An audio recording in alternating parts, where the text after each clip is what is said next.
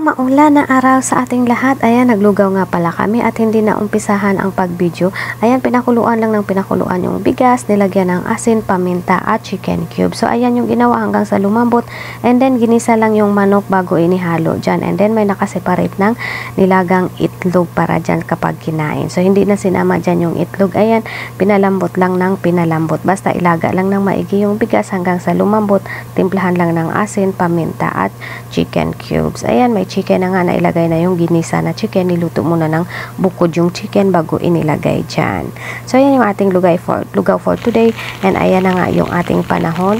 Maulan, makulimlim. Sobrang lakas ng ulan nung simula madaling araw. And then ilang araw na nga palang panay ulan. So, yung araw din umuulan ng umuulan. Ayan, walang tigil hanggang sa ayun nga naisipan naming magluto ng lugaw for today. So, ayan, naglalakaw ako sa labas habang pinapalambot yung ating lugaw.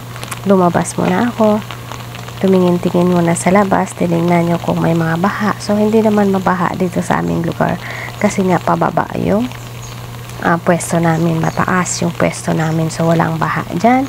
And then, ayan, lumabas ako, chinek ko yung mga labas-labas. Ayan, thank you nga naman dahil walang baha kasi ayan nga, ganda nung hagos ng tubig pababa kasi kami ay nasa taas and then walang mga naka-stack na kung ano-ano dyan sa mga drainage kaya tuloy-tuloy lang yung tubig. So, ayan naman yung isang bata sa baba.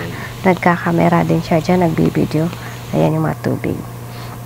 So, ayan na yung ating lugaw. Ready to serve na. Ayan, naka-ready na yung ating itlog. Sa oras na to, tayo ay kakain na ng lugaw at napakasarap ng ating lugaw. Pagkatapos ko nga palang kumain ng lugaw, busog na busog ako at ako ay pinagpawisan kahit na napakalamig ng panahon. Ganun ka-powerful yung lugaw na kakainin natin sa oras ng taglamig. Kaya kayo rin, maglugaw na rin kayo. Thank you so much hanggang sa muli. Para sa mga nilalamig, kumain na kayo ng lugaw.